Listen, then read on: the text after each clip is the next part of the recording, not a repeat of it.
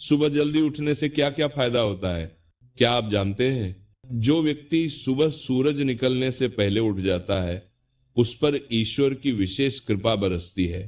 आज आप लोग जानोगे आखिर क्यों दुनिया के सबसे सफल लोग ब्रह्म मुहूर्त में जागते हैं और देर से उठने वाले पूरे जीवन पीछे रह जाते हैं। सुबह जल्दी उठने वाले लोग सिर्फ सफल नहीं होते, उन पर ईश्वर की एक ऐसी कृपा होती है जो देर से उठने वालों को कभी नहीं मिलती। आज मैं आपको वो रहस्य बताने वाला हूं जो पूरी जिंदगी बदल सकता है। प्रातःकाल, जिसे ब्रह्म मुहूर्त भी कहा जाता है, केवल एक समय नहीं बल्कि एक अवसर है। ये वह दिव्य वेला है जब ब्रह्मांड की सकारात्मक ऊर्जा पृथ्वी पर सबसे अधिक सघन होती है। जो मनुष्य इस समय जागकर अपने दिन का आरंभ करता है, वह केवल स्वास्थ्य और धन ही नहीं बल्कि भाग्य का भी वर्ण करता है। परंतु जो इस अमूल्य समय को नींद में गंवा देता है, उसके जीवन में धीरे धीरे आलस्य, दरिद्रता और दुर्भाग्य अपना घर बना लेते हैं। किसी समय धर्मपुर नामक एक अत्यंत समृद्ध नगर था। उस नगर में जीवन इतना सुखमय था कि ऐसा प्रतीत होता था मानो देवलोक का एक टुकड़ा ही धरती पर उतर आया हो। उसी नगर में माधव नाम का एक युवक रहता था। माधव के पिता सेठ धर्मदास कभी उस नगर के सबसे धनी व्यापारियों में से एक थे, किंतु अब समय का चक्र उनके विपरीत घूम रहा था। माधव स्वयं अत्यंत बुद्धिमान और कई कलाओं में निपुण था। उसकी वाणी में सरस्वती का वास था और उसके हाथ में ऐसा हुनर था कि वह मिट्टी को भी सोना बना दे। परंतु उसे एक बहुत बुरी आदत थी, देर तक सोने की। जब सारा नगर जागकर अपने कार्यों में लग जाता, पक्षी अपने घोंसलों को छोड़कर दाना चुगने निकल जाते और सूर्यदेव की पहली किरणें धरती का श्रृंगार कर चुकी होती, तब भी माधव गहरी निद्रा में सोया रहता था। वह तब उठता जब सूर्य सिर पर आ जाता और दोपहर होने को होती। उठने के बाद भी उसके शरीर में आलस्य भरा रहता था। वह अपनी कलाओं का अभ्यास नहीं करता, पिता के व्यापार में हाथ नहीं बंटाता, बस मित्रों के साथ व्यर्थ की बातों में और मनोरंजन में अपना समय गंवा देता। वहीं दूसरी ओर उसी नगर में केशव नाम का एक साधारण युवक भी रहता था। केशव के पिता एक सामान्य किसान थे और उनके पास अधिक धन संपत्ति नहीं थी, परंतु केशव में एक गुण था जो उसे सबसे अलग बनाता था। वह प्रतिदिन ब्रह्म मुहूर्त में उठता था, सूर्योदय से दूरी था। वही कुर्बानान में एलुरकू घड़ी पूर्व उठकर वह ध्यान करता, अपने माता पिता के चरण स्पर्श करता और फिर अपने कार्यों में जुट जाता। वह खेती में अपने पिता की सहायता करता और बचा हुआ समय नगर के एक मूर्तिकार के यहाँ निःशुल्क काम करके मूर्ति बनाने की कला सीखता था। उसकी इस दिनचर्या और अनुशासन के कारण उसके चेहरे पर एक अद्भुत तेज और संतोष का भाव रहता था। सेठ धर्मदास अपने पुत्र माधव की आदतों से बहुत चिंतित रहते थे। उनका व्यापार लगातार घट रहा था, लेनदार द्वार पर खड़े रहते और घर की जमा पूंजी भी समाप्त हो रही थी। एक दिन जब दोपहर हो गई और माधव सोकर उठा तो सेठ धर्मदास उसके कक्ष में गए। उन्होंने दुखी मन से कहा, माधव, कब तक तुम अपनी इस नींद की दास्ता में जियोगे? देखो, तुम्हारा मित्र केशव, जो कल तक एक सामान्य किसान का पुत्र था, आज अपनी मेहनत और अनुशासन के बल पर नगर के श्रेष्ठ मूर्तिकारों में गिना जाने लगा है। राजा के दरबार से भी उसे मूर्तियां बनाने का काम मिला है। और एक तुम हो जिसके पास उससे कहीं अधिक प्रतिभा है, पर तुम उसे नींद और आलस्य की चादर में लपेटकर नष्ट कर रहे हो। पिता की बातों को सुनकर माधव अहंकार से हंस पड़ा। वह बोला, पिताजी, आप व्यर्थ ही चिंता करते हैं। केशव को तो परिश्रम करना ही पड़ेगा क्योंकि उसके पास मेरे जैसी प्रतिभा नहीं है। मुझ में तो इतनी कला और बुद्धि है कि जब मैं चाहूंगा धन दौलत मेरे चरणों में होगी। अभी तो मेरे आराम करने और जीवन का आनंद लेने के दिन है। अपने पुत्र का ऐसा उत्तर सुनकर सेठ धर्मदास का हृदय बैठ गया। वह निराश होकर अपने कक्ष से बाहर निकल गए। उनकी आंखों के सामने अपने कुल का भविष्य अंधकार में डूबता हुआ दिखाई दे रहा था। उन्हें यह आभास हो गया था कि केवल प्रतिभा होना ही पर्याप्त नहीं है।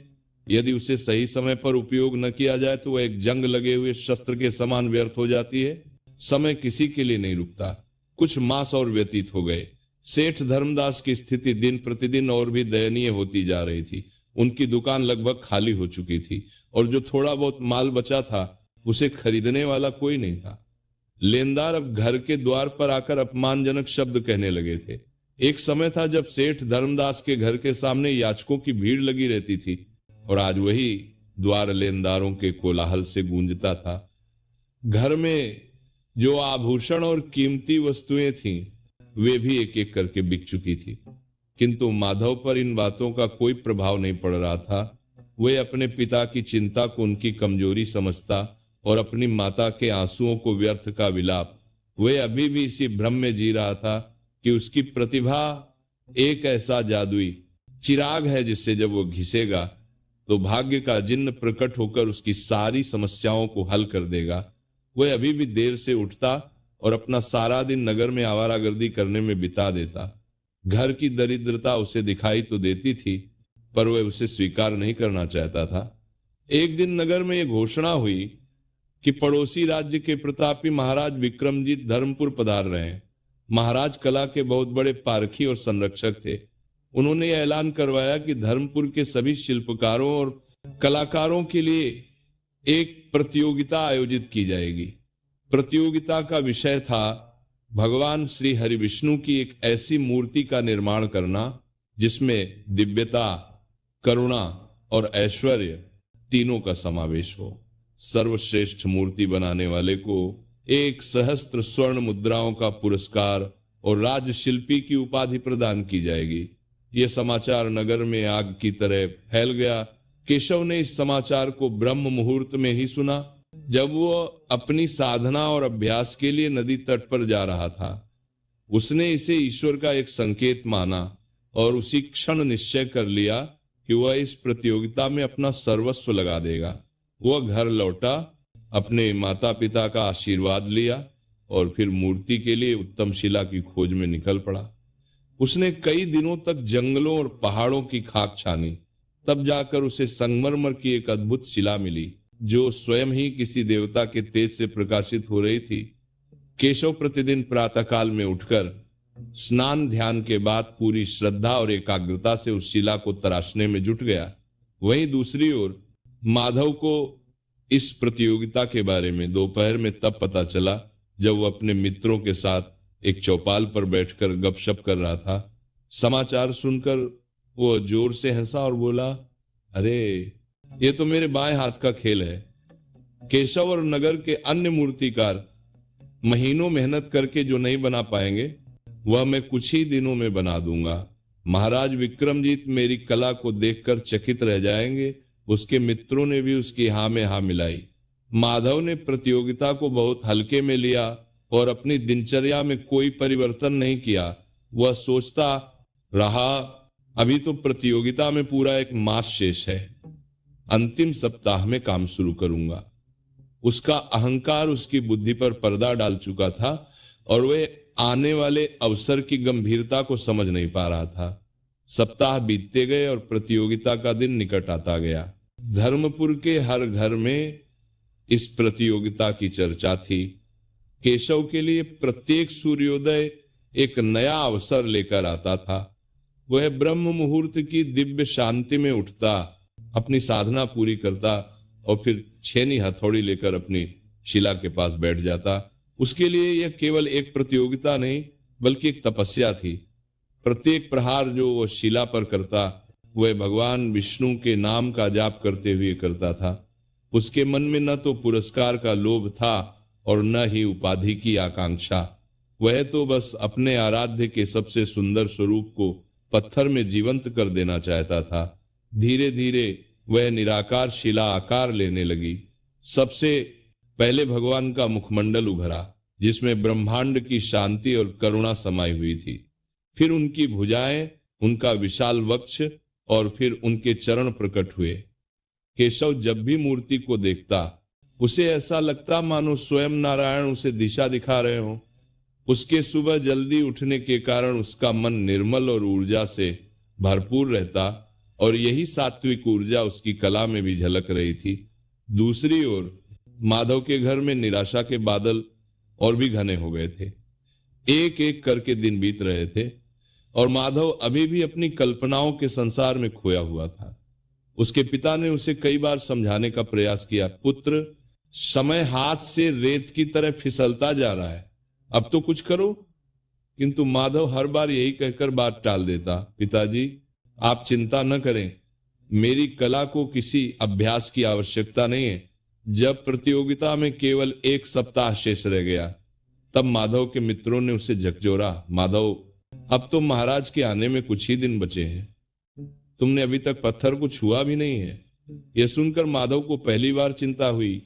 उसका अहंकार डगमगाया और उसे यथार्थ का बोध हुआ। वह हड़बड़ा कर उठा और मूर्ति के लिए पत्थर खोजने के लिए भागा, परंतु अब बहुत देर हो चुकी थी।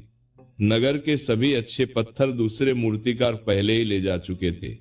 बहुत खोजने के बाद उसे बारार के एक कोने में पड़ी एक साधारण सी शिला मिली, जिसमें कई खामियां थीं। निराश होकर, पर कोई और विकल्प न पाकर, वह उसी शिला को घर ले आया। अब माधव के पास समय नहीं था। जिस काम के लिए केशव ने पूरा महीना समर्पित किया था, उसे वह 7 दिनों में पूरा करना चाहता था। उसने दिन को दिन और रात को रात नहीं समझा। वह भूखा प्यासा बिना सोए लगातार पत्थर तराशने में लगा रहा, परंतु उसके मन में शांति नहीं, बल्कि चिंता और अहंकार का द्वंद्व चल रहा था। उसे केशव से ईर्ष्या हो रही थी और महाराज के सामने अपनी श्रेष्ठता सिद्ध करने की धुन सवार थी। वह जल्दी उठने का प्रयास करता, पर वर्षों की आदत के कारण उसका शरीर साथ नहीं देता।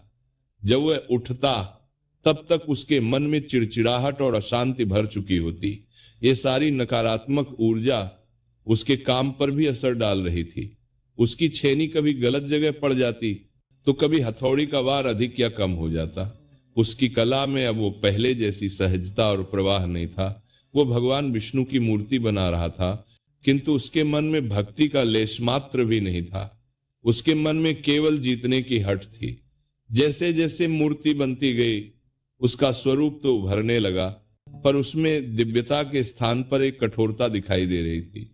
भगवान की आंखों में करुणा के बजाय एक अजीब सूनापन था, और उनके होठों पर मुस्कान की जगह एक तनाव खिंच गया था। मूर्ति तो बन गई, पर उसमें प्राण नहीं थे।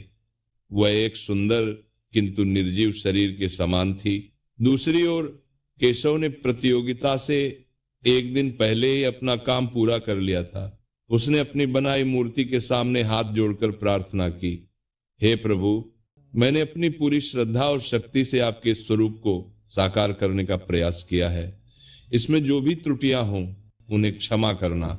अब आपको एक जरूरी बात मैं बता देता हूं कि अगर आपको रोजाना ऐसी कथा सुनाना है, तो इस चैनल को सब्सक्राइब जरूर कर लीजिएगा और इस वीडियो को जरूर लाइक कीजिएगा और कमेंट भी लिख दीजिए, जय राधे। और हाँ, इसके आगे क्या हुआ ये जानने में